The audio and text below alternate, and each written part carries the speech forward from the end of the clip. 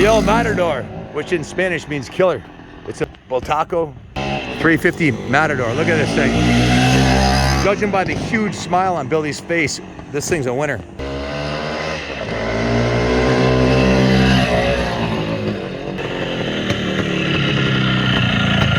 Wow. This thing is absolutely freaking gorgeous. I don't know if the camera is picking up the gleam on the aluminum on this thing, but it looks like it just came out of the box, brand new. Absolutely stunning. Guys, it's a big bore. It's a 350. And it sounds like it too. Has a nice throaty growl. What a beauty. Look at the gleam on them spokes. Wow. Billy, this motor sounds strong. Super strong, super clean. This is a great motorcycle.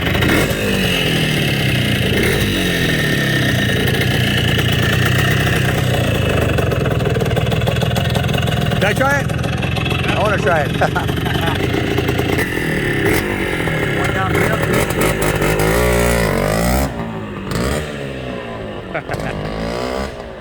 Whoopsie.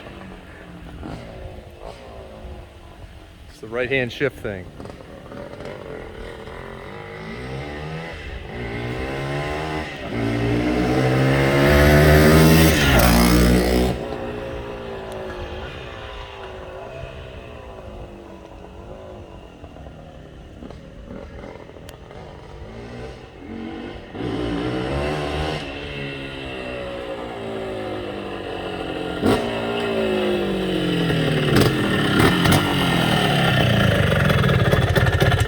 I had to see what Billy, I had the big smile on his face for.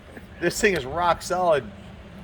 It's a 350, which is a big bore two-stroke, and it's got a lot of torque. It pulls right off of idle. Very, very nice. So Billy, tell us a little bit about this bike.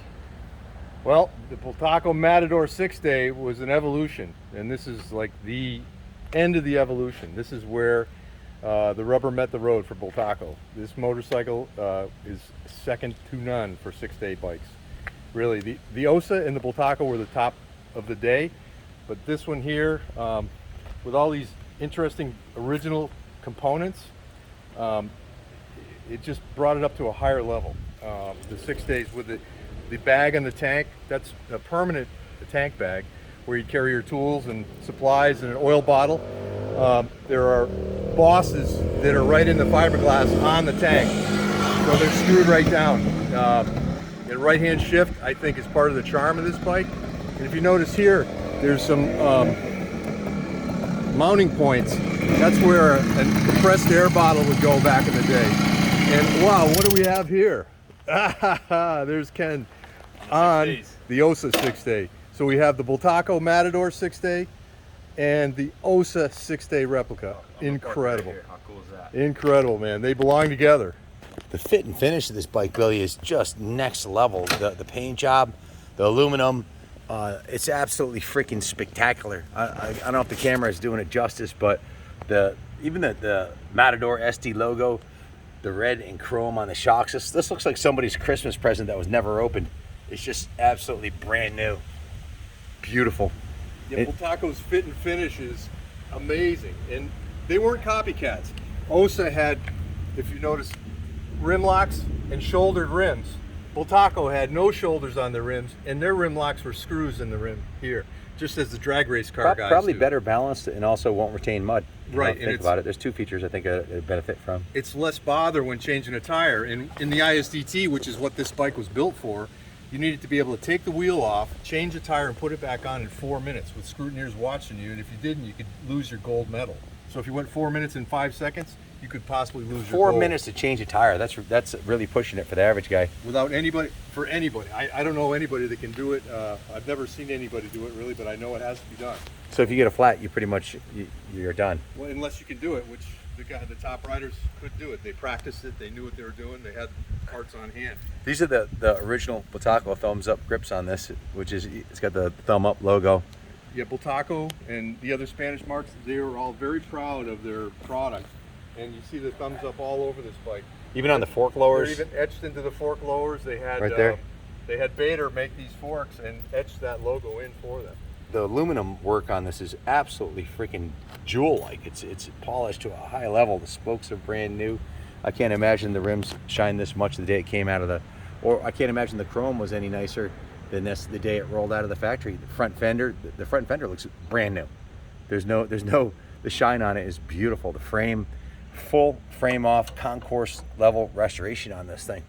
Just Right. Spectacular. More features on this bike: a whisper silent exhaust to deal with the ISDT sound checks, which is a huge penalty if you didn't meet the sound test requirements. And this ingenious enclosed chain. This is so your chain will never wear out. Basically, all you Never have get to do dirt is on it, right? just oil it through this inspection hole. And this casting stays with the frame when you take the wheel off. So it's a quickly detachable wheel with snail cam type chain adjusters.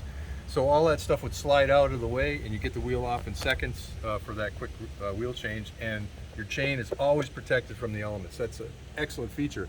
And to find these rubber boots in this condition is remarkable, it really is. Unbelievable. Yep. The original Akron stickers. Yeah. Are these a quick remove seat bolts? Like they're Yeah. they're you don't even need a tool, it's just a thumb screw. Just turn it and pull the seat off. Wow, fiberglass tank. A fiberglass fuel tank, yeah. Which in America was illegal, but in the UK they had to make aluminum tanks for these bikes. Check this out. This is the winner. 4 gold medals, 5 silver medals, 4 bronze medals in 1970, the International 6-Day Trials in Madrid, Spain in 1970. 45. Wow. 40. That was just spectacular, huh? Yeah. What does it say? 45 set. Is that the 45th? Is that what that means? 45th 6-Day, yep. Wow. 45th 6-Day International. Right on. FIM. Yeah, so they that was a huge selling point. Race on Sunday, win on Sunday, sell on Monday. That was a huge selling point for Bultaco that they were so successful in the ISDT. So this was the champion, 1971 champion. Yeah, they were a campeón de mundo in España. That was of Spain. I don't know if the camera's picking this up, but it's pretty freaking cool. That means a champion of Spain in 1971.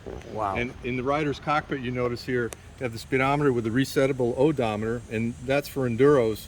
If you were to be off a tenth or two for timekeeping purposes, you need to be able to adjust your speedometer or odometer by a tenth or two to. Oh, wow. I just noticed. There's a clock in there. In this, in the rider's Dude, cockpit. that's so cool. This is so you can measure your time. Wow. And this is a magnifying glass, so you those with the. That looks so cool. I don't know if the camera's picking it up, but from the top down, there's a clock inside of there, and that's a magnifying glass? Yeah, it's a magnifying glass.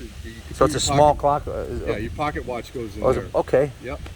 This is the coolest thing I ever seen, man. It's Yeah, like well, something from the Wizard of Oz, man. It is, but that's how people kept time, and you had to be able to keep time on these events because you're penalized more for being early, Ken, than you are for being late. Oh, wow. So, not so much an FIM We call that events. burning the check, right? Burning the checkpoint, yeah, but you can only do that in America with AMA events. World-class events like the 6 days, you can be early all you want. So you didn't really need a clock. But do you lose points or something? Yeah, if you're late, you lose points. If you're early, if you go through the second set of flags in the 6 days, you get penalized. Wow. Big time. Yep. So it's better to be on time or late. Yeah, these bikes, the brakes on these machines, originally, then they came with a chrome-plated brake hub, and it made for better grip. And I don't know why, because chrome is inherently slippery, but it worked perfectly. And that plating would stay on there forever, and the brake drums would never wear out. So the brake drums are chrome plated inside. Yeah. Wow, that's remarkable. You would think that I would think the dirt would just grind it right off, but You would think so, yeah. But the chrome stayed and stood the test of time. yeah, stood the test of time. Did you see me start the bike, Ken? No, I did not.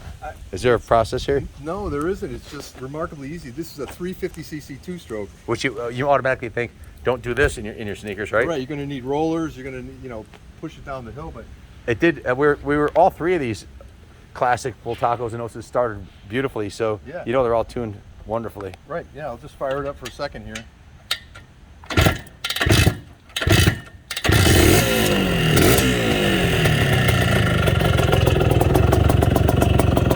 Sounds beautiful. It pulls really nice too. Sure does. Yeah.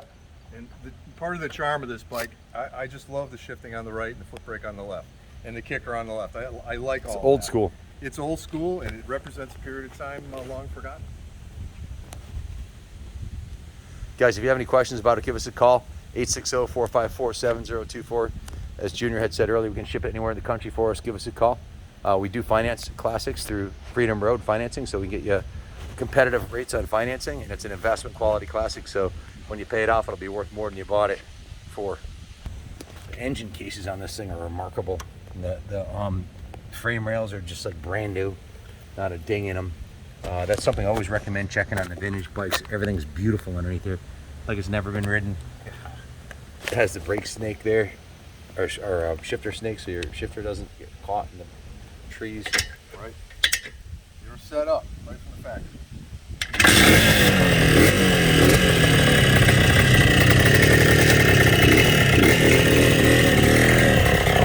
Billy had a huge smile on his face when he was riding up on this. You could tell look at that front end comes right up. That's big bore power for you right there. You open the door for him?